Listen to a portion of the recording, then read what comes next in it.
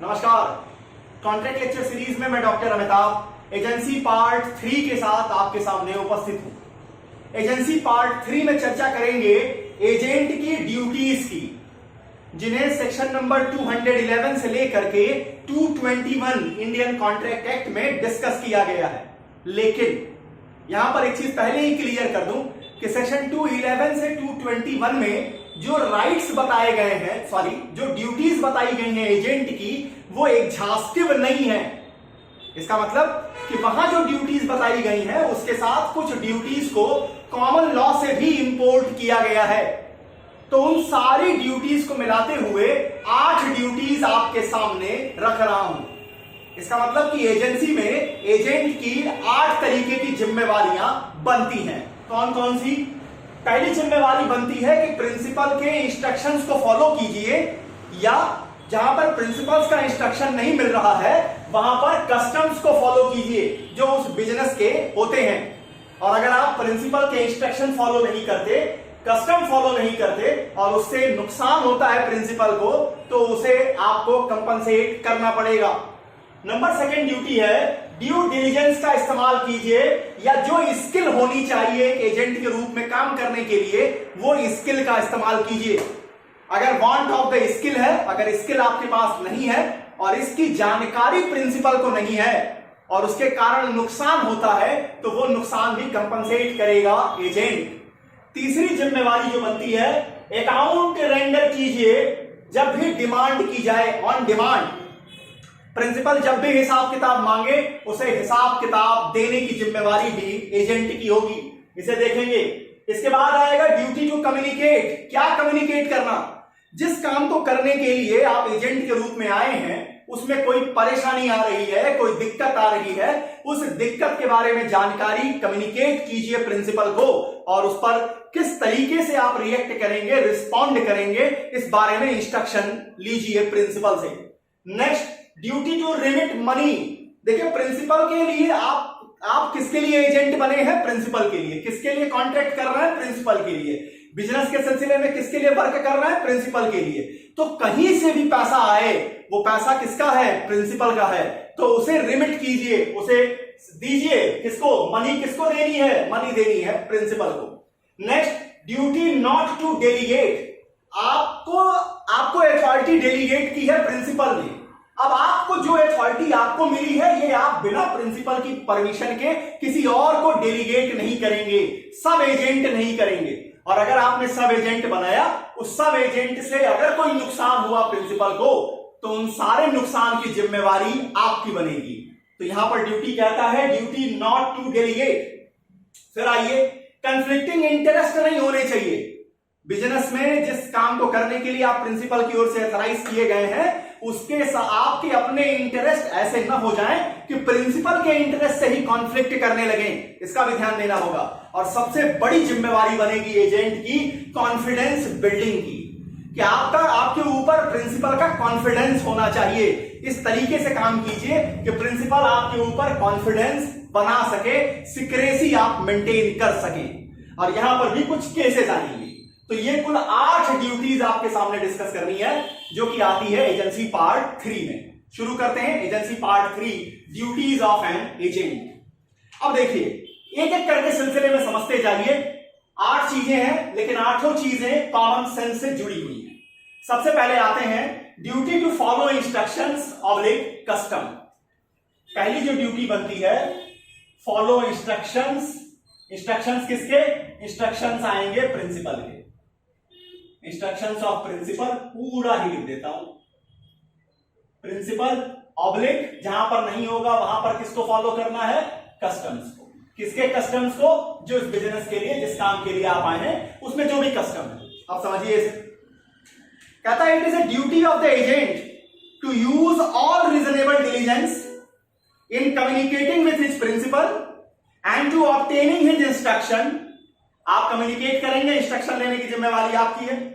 So agent's duty involve in this regard are firstly to observe the principal's instruction and secondly to seek the instruction where they are not given.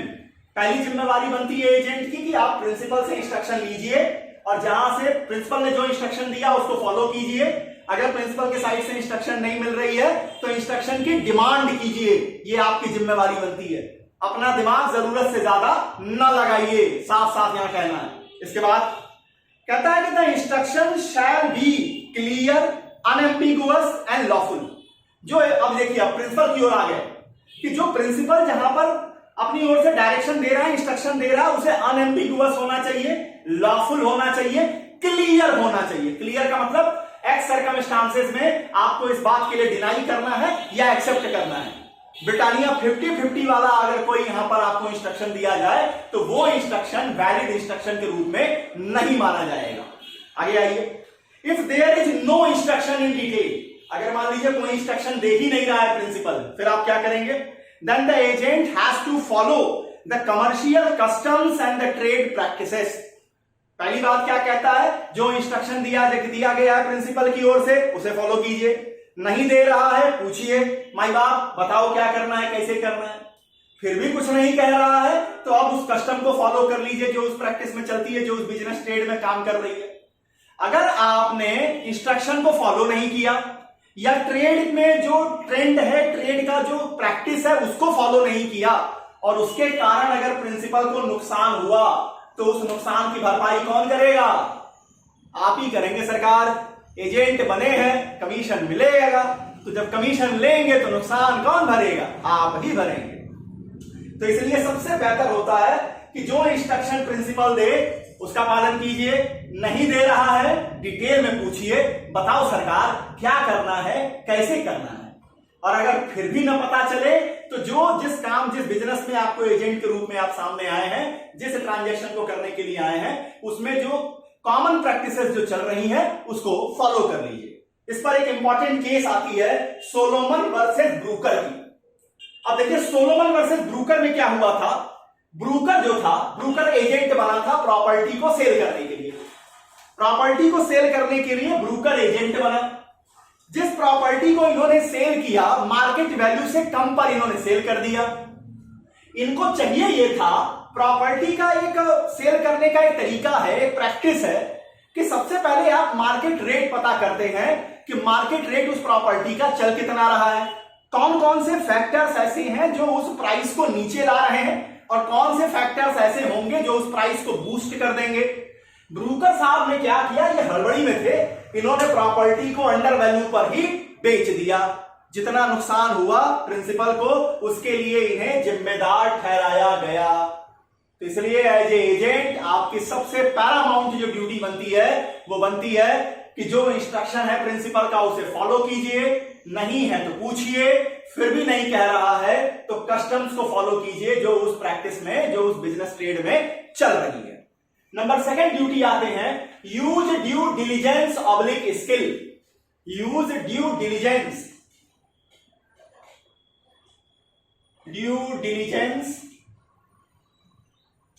Oblique skill. अब इसका क्या मतलब? आइए साहब, due diligence को जरा समझिए। कहता है कि an agent is bound to use such care and skill in discharging his duty as if he is managing his own affairs। आप एजेंट के रूप में किसी और का अफेयर मैनेज कर रहे हैं। यहां सेक्शन 212 कहता है आप इस तरह से उस अफेयर को करेंगे जैसे आप खुद का काम कर रहे हैं, जैसे आप खुद के अफेयर को कर रहे हैं। इतनी स्किल लगाएंगे, इतना ड्यू केयर आपको देना पड़ेगा। ये ध्यान दीजिएगा। यही देखिए अंतर है सर्वेंट में और एजेंट में। सर्वेंट का क्या है? मालिक का काम है, कर रहे हैं। आप ये सर्वेंट वाली भूमिका आप सरकारी कर्मचारियों में सबसे ज्यादा देखेंगे। तनख्वाह मिल रही है, बैंक में चले जाइए, वो 12 बजे भी लिंक फेल्योर का बोर्ड लगाकर बैठे रहेंगे। क्यों? क्योंकि आप वहां क्या दे रहे हैं? सैलरी दे रहे हैं। बिना प्राइवेटाइज किए भी इन लोगों की समस्या का समाधान किया जा सकता है। अगर इन्हें यह कह दिया जाए कि अगर स्टेट बैंक के लोगों को या जो सरकारी क्षेत्र में काम कर रहे कामचोर लोग जो हैं, सीधी सीधी भाषा में, चाहे वो टीचर ही क्यों ना हो, जो अपनी क्लास में नहीं जाते, अपनी क्लास नहीं लेते या आलू बैंगन की सब्जी बताते रहते हैं क्लासेस में, उन सारे लोगों के लिए भी अगर उनको यह कह दिया जाए कि अगर आप इतने रुपए का कलेक्शन दिन भर में बैंक के अंदर लाते हैं, इतना बिजनेस लाते हैं, तो आपको कमीशन दिया जाएगा, तो कल से ये सारे लोग जो है इनका लिंक 24/7 सेट हो जाएगा। समस्या का समाधान है अगर गवर्नमेंट उस ओर सोचना चाहे, सोच भी रही है। एलआईसी जैसे ऑर्गेनाइजेशंस को शायद इसी का यही कारण है कि अब उन्हें मार्केट में लाया जा रहा है, ओपन कंपटीशन के मार्केट में उन्हें छोड़ा जा रहा है। ये एक काबिले तारीफ कदम है। इसे मैं एज ए गवर्नमेंट इंप्लॉई होकर क्रिटिसाइज करूं, मुझे इसमें कोई लॉजिक नजर नहीं आती है। तो यहां समझिए, यहां क्या कह रहा है, ड्यू डिलिजेंस अपनाइए, स्किल अपनाइए। कितनी स्किल अपनाएंगे? जैसे आप खुद का काम कर रहे हैं, मालिक का काम कर रहे हैं, ये सोच के मत कीजिए। और अगर आप इतनी ड्यू डिलिजेंस नहीं करते, इतनी स्किल नहीं बरतते, या आपके पास जो स्किल होनी चाहिए वो नहीं है, जो स्किल आपके पास होनी चाहिए वो नहीं है, और उसके कारण अगर प्रिंसिपल को नुकसान होता है तो आप उस नुकसान के लिए कंपनसेशन देंगे, आप जिम्मेवार होंगे। यहां क्या लिखता है कि if the agent according section 212 an agent is bound to conduct the business of the agency with as such much skill as if generally possessed by the person engaged in the similar business unless the principal has notice of his deficiency of skill। जब तक कि principal को पता ना हो कि आपके पास इस तरीके वाला स्किल है नहीं। फॉर एग्जाम्पल, प्रिंसिपल ये जानता है कि आप छोटी छोटी बात पे गर्म हो जाते हैं, आप बहुत टची टाइप के आदमी हैं, आप जो है मतलब समझ लीजिए कि किसी भी हालात को आप मैनेज कर ही नहीं सकते हैं, छोटी सी बात पे भी आपकी प्याली में तूफान आ जाता है। अगर प्रिंसिपल इस बात को जानता है, उसके बाद भी उसने आपको एजेंट बना रखा है तो बात अलग है। लेकिन अगर आपने अपने आप को शू पंप दिखाया है कि आप बहुत मेंटेन करते हैं, आप बहुत चीजों को मैनेज कर सकते हैं, आप किसी भी सर्कमस्टांसेस में गर्म नहीं होते हैं, ये आपने दिखाया, और वास्तविकता में हुआ इसका ठीक उल्टा।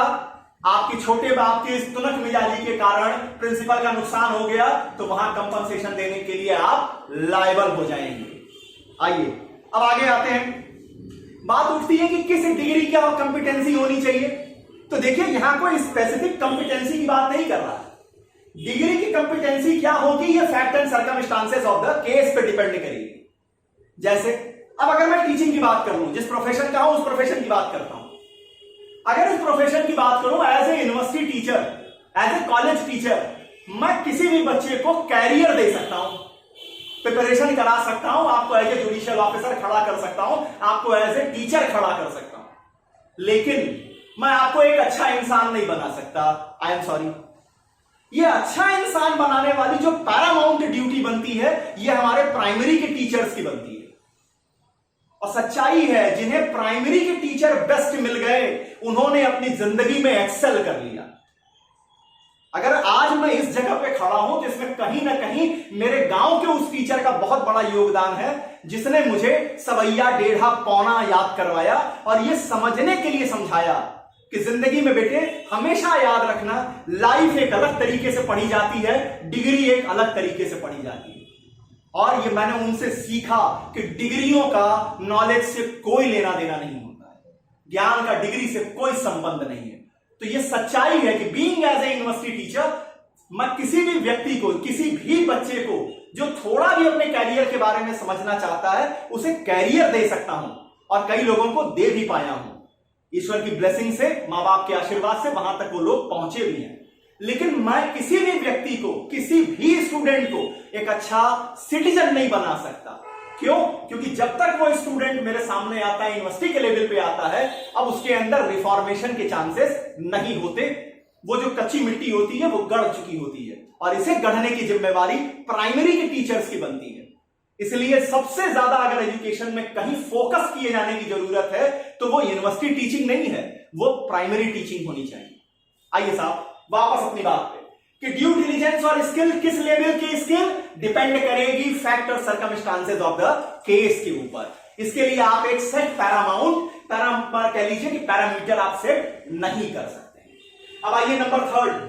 अच्छा, यहां पर एक केस आती है, लैम्बर्ट वर्सेस हीथ की केस। लैम्बर्ट वर्सेस हीथ की केस में हुआ क्या? यहां पर एक सॉलिसिटर मतलब एक वकील अपॉइंट हुए। वकील साहब ने क्या किया? वकील साहब को जिस कोर्ट में मुकदमा फाइल करना चाहिए था, उन्होंने उस नॉन कंपिटेंट कोर्ट में, अनकंपिटेंट कोर्ट में मुकदमा फाइल कर दिया। उनके प्रिंसिपल का, जिसकी ओर से वो बने थे एजेंट के रूप में काम करने के लिए, उसका नुकसान हो गया। जिम्मेवारी किसके ऊपर दी गई? सॉलिसिटर साहब को कहा गया कि अब आप कंपनसेट कीजिए। क्यों? ये कारनामा आपका है।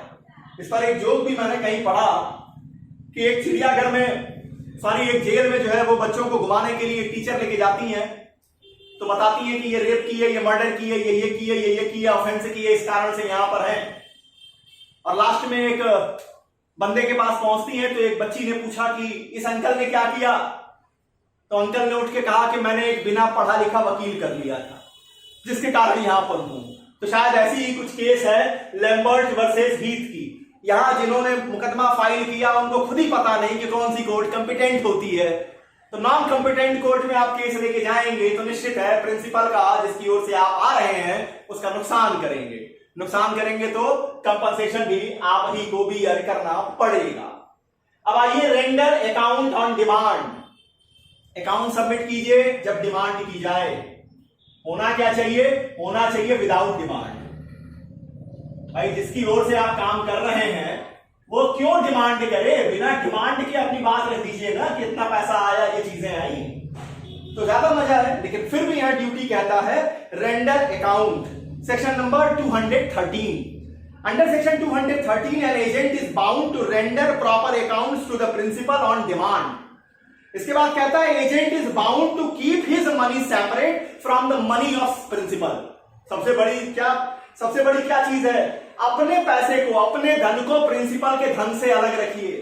अगर आपने प्रिंसिपल के धन को अपना धन समझ करके काम कर लिया तो उसमें लायबिलिटी आपकी बनेगी। यहां पर केस कौन सी आती है? के शेट्टी वर्सेस आर शेट्टी।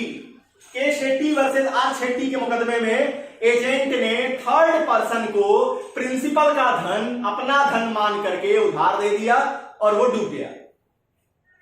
जिसको वो वापस नहीं करने आया वो डूब गया। लायबिलिटी किसकी बनेगी? लायबिलिटी बनेगी किसकी? एजेंट की। क्यों? क्योंकि उन्हें यह जिम्मेवारी थी कि वो अपना धन दूसरे मतलब प्रिंसिपल के धन से अलग रखना चाहिए था। नंबर 4 पे आते हैं। नंबर 4 है ड्यूटी टू कम्युनिकेट। क्या कम्युनिकेट करेंगे भाई?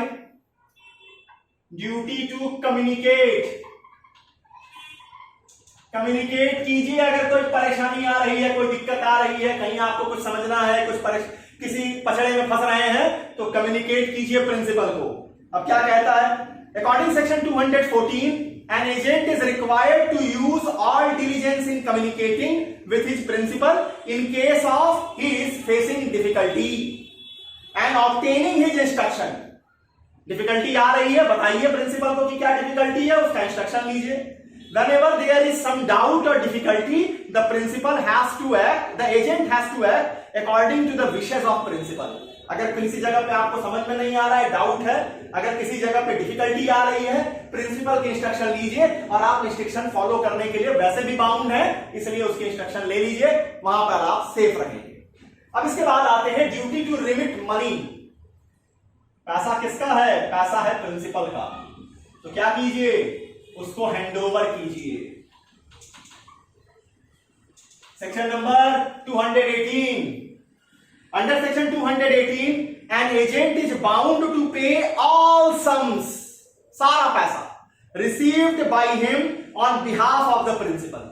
जो भी प्रिंसिपल के बिहाफ पे आपको मिला है वो सब कुछ रिमिट करने की जिम्मेवारी एजेंट की बनती है, subject to such deduction as the agent is entitled. हाँ, अगर उसमें से आपको जो कमीशन मिलना है वो कमीशन आप काट सकते हैं, वो कमीशन आप अपने पास रख सकते हैं, और अगर कहीं से कोई पैसा आपको मिलना है, अथराइज है आप, वो चीजों को रखने के बाद आप सारा पैसा किसको देंगे? प्रिंसिपल को देने के लिए बाउंड है। नंबर 6 ड्यूटी क्या कहता है? Not to delegate. मतलब देखिए, आपको खुद ही डेलीगेटेड पावर है, आपको खुद ही डेलीगेटेड पावर है। तो जब आपको खुद ही डेलीगेटेड पावर है तो आप अपने डेलीगेटेड पावर को सब डेलीगेट नहीं कर सकते हैं, और अगर करते हैं तो उसके लिए पहले प्रिंसिपल की परमिशन ले लीजिए। कहता है without permission of the principal agent can't delegate his duty and agent is fully liable to the principal for the acts of sub agent. अगर आपने बिना प्रिंसिपल की परमिशन के सब एजेंट कर दिया, अपनी ड्यूटी को आपने क्या किया? फिर से डेलीगेट कर दिया, डेलीगेशन आपने कर दिया फिर से, तो वो सब एजेंट बना। अब सब एजेंट के किसी कारनामे से प्रिंसिपल को नुकसान होता है तो वो सारा नुकसान बीइंग एज ए एजेंट आप बर्दाश्त करेंगे, आपको बियर करना पड़ेगा। इसलिए ज्यादा बेहतर है कि जिस जगह आप एजेंट बने हैं वहां सब एजेंट वाला चीजों के चक्कर में मत जाइए, सेफ रहेंगे। नंबर 7 कहता है didn't have conflicting interest. Number 7, no conflicting interest.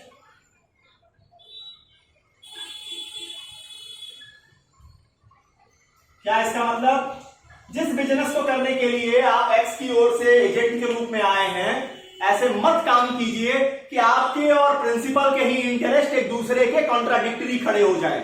और अगर आपका ऐसा कोई इंटरेस्ट बनता है तो इस बारे में प्रिंसिपल को पूरी जानकारी दे दीजिए, अदरवाइज आप लायबल हो जाएंगे।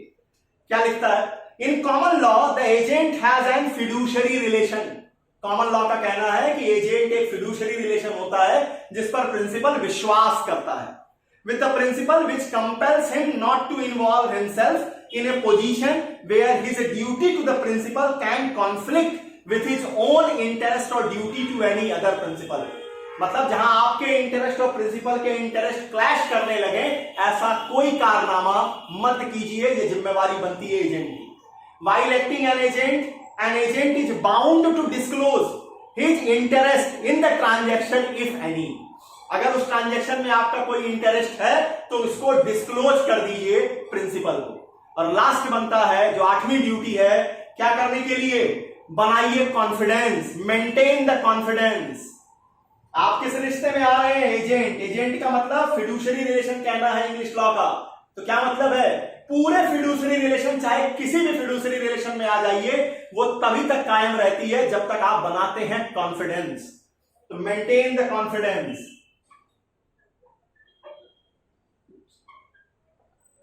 कॉन्फिडेंस किसका, कॉन्फिडेंस ऑफ प्रिंसिपल। इसको भी बनाइए, ये आपकी सबसे बड़ी जिम्मेवारी है।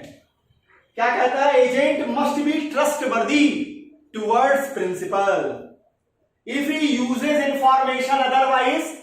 भाई एजेंट आपको जानकारी मिल क्यों रही है, आपको कोई जानकारी इसलिए मिल रही है कि आप अपने प्रिंसिपल की ओर से एजेंट हैं, इसलिए लोग आपको जानकारी दे रहे हैं।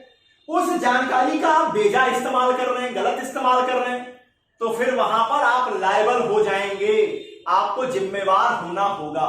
केस कौन सी आती है, केस आती है ब्राउन वर्सेस आईआरसी की। ब्राउन वर्सेस आईआरसी के केस में एजेंट के ऊपर कहा गया कि आपकी एडिशनल ड्यूटी होगी कि आप कोई एडवर्स टाइटल मत बना लीजिए प्रिंसिपल की प्रॉपर्टी में। प्रिंसिपल के जो टाइटल है उसके एडवर्स आपकी टाइटल नहीं होनी चाहिए। तो ये एक और जिम्मेवारी आ गई ब्राउन वर्सेस आईआरसी के केस में। तो अगर देखा जाए कि कितनी ड्यूटीज है एजेंट की, तो ये 8 ड्यूटीज आपको लिखनी होगी, समझानी होगी। सबसे एक तरफ से रिवाइज कर लीजिए, सबसे बड़ी जिम्मेवारी क्या बनती है, जो प्रिंसिपल है, आप चूंकि उसी का रिप्रेजेंटेटिव है, आप उसी का काम कर रहे हैं, इसलिए सबसे बेहतर है साहब कहे सो कीजिए। सीधा वाला फार्मूला है, साहब कहे सो कीजिए। साहब मतलब कौन, प्रिंसिपल। उनसे पूछिए उनके इंस्ट्रक्शंस क्या हैं, बता देते हैं, उन्हीं इंस्ट्रक्शंस को फॉलो कीजिए। नहीं बता रहे पूछ लीजिए, फिर भी नहीं बता रहे हैं तो जो उस प्रैक्टिस में जो कस्टम्स चल रहा है उसको फॉलो कर लीजिए, सेफ रहेंगे।